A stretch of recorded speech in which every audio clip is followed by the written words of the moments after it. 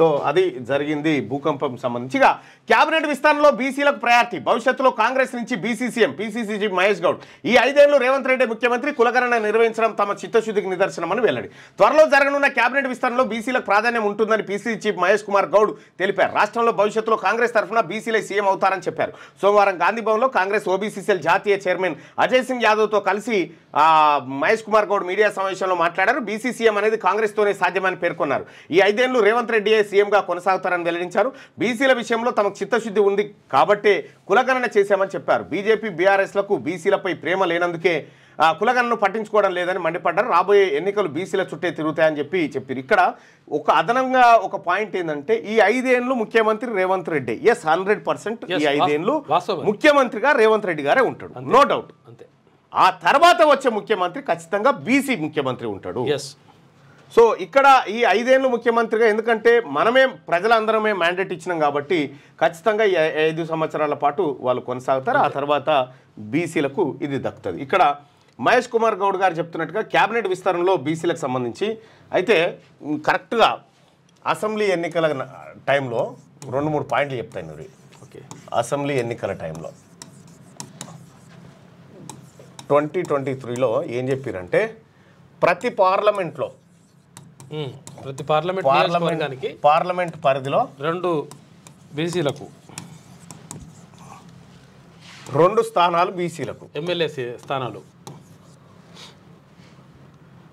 2 స్థానాలు ఎమ్మెల్యే స్థానాలు 2 ఇస్తాము అన్నారు బీసీలకు అని చెప్పారు గోల్ అంటే 17 స్థానాలు ఉంటే 17 రొంట్ల 34 బీసీలకు దక్కాలి కానీ దక్కింది 20 కూడా లేదు తర్వాత ఇంకొకటి ఏంటంటే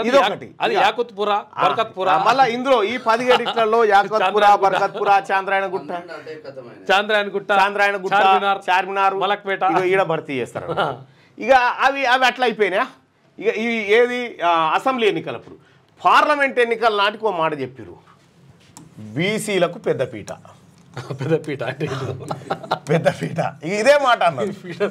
బీసీలకు పెద్దపీట పెద్ద మాటనే చెప్పారు పెద్ద పీట ఇస్తారు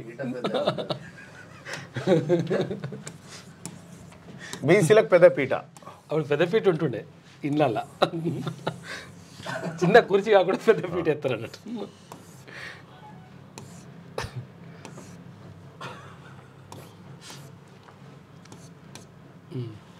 ఈ పెద్దపీట ఉంటుందని చెప్పారు బీసీ ఈ పీటే ఇక తీరా ఎన్నికలు ఏది బీఫామ్లు ఇచ్చే నాటికి బీసీలకు దక్కిన పీటే ఇది ఏది కూర్చొని తినేటప్పుడు వేసుకుంటారు చూడు పీటే వేసుకుంటారు అయితే ఈ అన్ని అంశాలు పరిశీలించిన తర్వాత బీసీలకు ఎట్టి పరిస్థితుల్లో రాజకీయ పార్టీలు న్యాయం చేయవన్న కంక్లూజన్కి వచ్చిన తర్వాత బీసీ ఉద్యమం బలపడ్డది సో ఈ పెద్దపీట ఇప్పుడు బీసీలకు మంత్రి పదవుల్లో ప్రయారిటీ బీసీలకు ప్రయారిటీ ఉన్నాయని బీసీలే కదా 6 బీసీలే కదా ఒక మైనారిటీ అంటే ఒకటి దూదేకుల వాళ్ళ నుంచో లేకపోతే వాళ్ళ నుంచో ఒకరిని తీసుకోవాలి అవును రెండోది మిగతా 5 బీసీలేనా ఇంకేముంది ఎస్సీల కోటా అయిపోయింది ఎస్టీల కోటా అయిపోయింది బీసీల కోటా 6 స్థానాలు సో 6కి 6 ఇక అప్పర్ కాస్ట్ రెడ్డిల కోటా కూడా ఎక్కువనే జరిగింది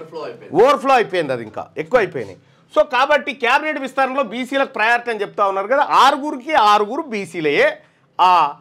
ఏవి క్యాబినెట్ విస్తరణలో దక్కాల్సినవి ప్రయారిటీ